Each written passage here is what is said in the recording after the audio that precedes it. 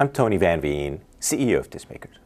Luminate, the company formerly known as Nielsen SoundScan, just came out with their 2024 State of the Music Industry Report. Today, I'm going to drill down into one piece of the data that is of particular interest to independent artists like you, and I'm going to answer this question. How much in royalties earned by independent artists in 2024 did Spotify not pay out to you, the independent artist community? As you undoubtedly remember, in late 2023, Spotify announced that it was going to stop paying royalties on all tracks that had less than 1,000 streams. Today, with 2024 streaming data in hand, I'm channeling my inner accountant. I put on my collared shirts and my brown sweater, and I'm going to drop a bunch of numbers on you. I know as a musician, numbers may not be the most exciting thing ever to you, but follow along because the punchline here is really interesting. Let's start here. This big triangle represents all the tracks on Spotify, 202,200,000 to be exact. Now, I'm going to break this down into sections representing how many streams the tracks had, starting with the tiniest tippy top of the pyramid, almost invisible. How many tracks had over 1 billion streams?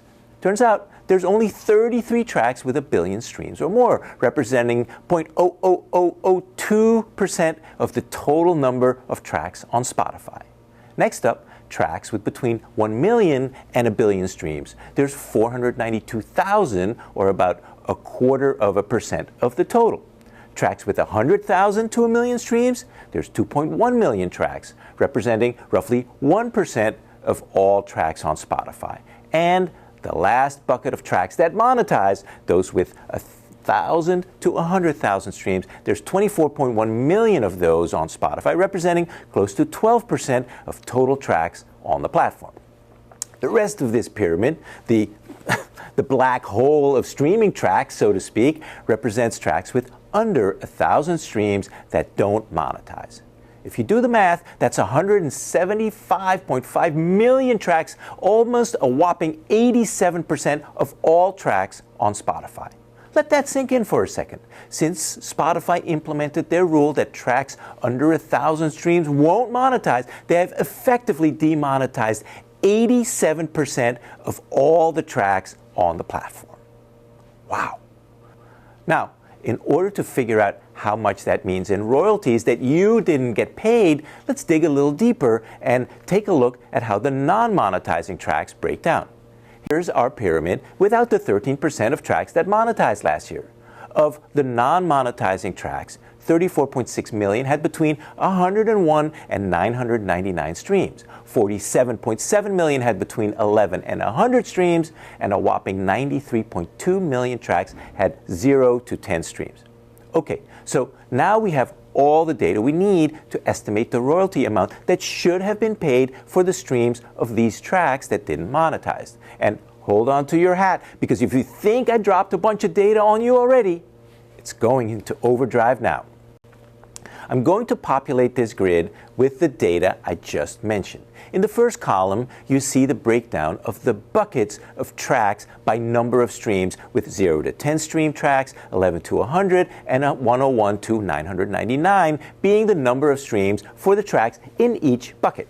Then you see the total tracks in each bucket, which we already discussed. 93 million with 0 to 10 streams, 47.7 with 11 to 100, and over 34 million streams with 101 to 999 streams, for a total of 175.5 million tracks between 0 and 999 streams. Now, this is where I'm going to make some assumptions about, on average, how many streams every track in each bucket has. I want to be conservatively realistic. In the 0 to 10 stream bucket, I'm assuming most of those tracks have 0 streams, but there's plenty that do have streams. So on average, I'm going to assume 2 streams per track for each of these 93.2 million tracks. For the 11 to 100 stream tracks, the mathematical median would be 55 streams, but I'm going to be conservative and drop that to 40.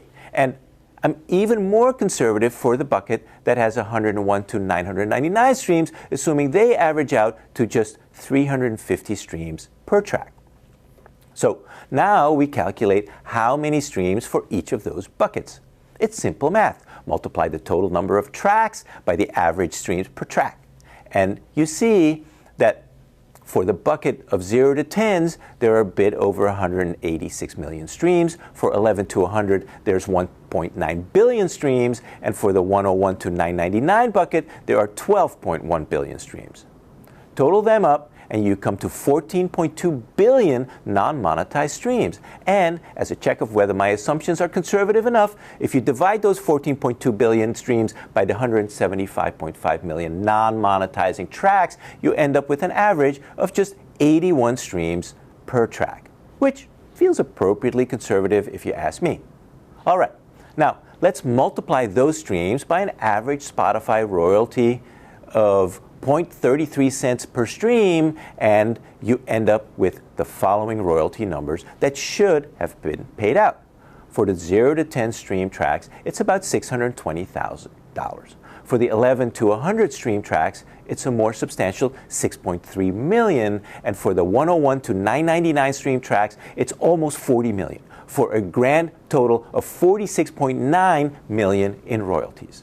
That's right. In 2024, Spotify did not pay close to $47 million in sound recording royalties to tracks that had under 1,000 streams, and that does not include the additional publishing royalties that should have gone to songwriters and publishers.